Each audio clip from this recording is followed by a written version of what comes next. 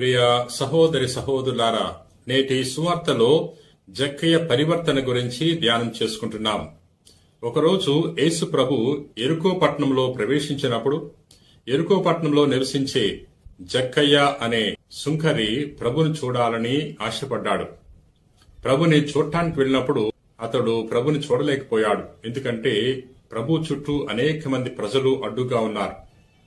ప్రభుని చూడటానికి తన పొట్టితనం కూడా అడ్డు వచ్చింది. కాని తాను నిరాశపడి తిరిగి రాలేదు. ఏ విధంగా అయినా సరే ప్రభుని చూడాలి అని బలమైన ఆశతో ఉన్నాడు. అందుకనే ఆ మార్గములో ఉన్న ఒక మేడు చెట్టు ఎక్కి కూర్చున్నాడు. ప్రభు ఆ మార్గము గుండా వస్తాడు, తప్పకుండా ప్రభుని నేను చూడగలుగుతాను అనే ఆశతో ఎదురు చూస్తున్నాడు. ప్రభు ఆ చెట్టు వద్దకు రాగానే జక్కయ్యను పిలుస్తున్నాడు. జక్కయ్య, త్వరగా దిగిరా, నేడు నీ గృహానికి అతిథిగా రాబోతున్నాను అని పిలిచినప్పుడు జక్కయ్య ఎంతో సంతోషపడి గబగబా కిందకు దిగి వచ్చి ప్రభుని తన గృహానికి ఆహ్వానిస్తున్నాడు. ప్రియా మిత్రులారా, జక్కయ్యకు ఆశ కలిగింది, ప్రభుని చూడాలని ఆశ కలిగింది. జక్కయ్య కూడా కొత్త జీవితాన్ని జీవించాలని కూడా జక్కయ్య తప్పించాడు. ఎందుకంటే తను చేసే ఉద్యోగం వల్ల తనకు ఎటువంటి సంతోషం లేదు, ఎటువంటి ఆనందం లేదు, శాంతి లేదు, నెమ్మది లేదు. తను చేసే ఉద్యోగం వల్ల తను అందరూ కూడా వ్యతిరేకించారు. అతను అన్యాయముగా సుంకాన్ని వసూలు చేయటం వల్ల అందరూ వ్యతిరేకమయ్యారు, అందరూ ద్వేషించేవారే.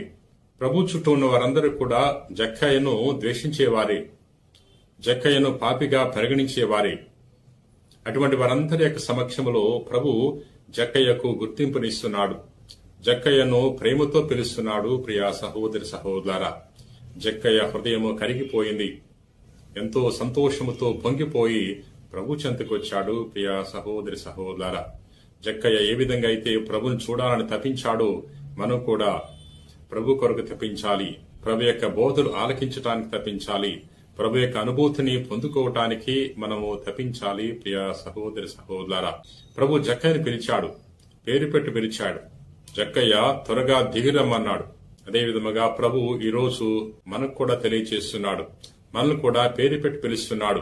జక్కయ్య ఏ విధంగా అయితే చెట్టు దిగి వచ్చాడో అదే విధముగా మనము కూడా మన అహంకారము నుండి కిందకు దిగి రావాలి. మన స్వార్థము నుండి, అసూయ నుండి, ద్వేషము నుండి కిందకు దిగి రావాలి. అప్పుడే ప్రభు మనకు రక్షణను దయచేస్తాడు. ప్రియా మిత్రులారా, ప్రభు జక్కయ్య గృహములో ప్రవేశించినప్పుడు తెలియజేస్తున్నాడు, నేడు ఈ ఇంటికి రక్షణ వచ్చినదని. జక్కయ్య ఎప్పుడైతే తన పశ్చాత్తాపాన్ని వెలిబుచ్చాడో అప్పుడు ప్రభు ఈ మాటలు పలుకుతున్నాడు.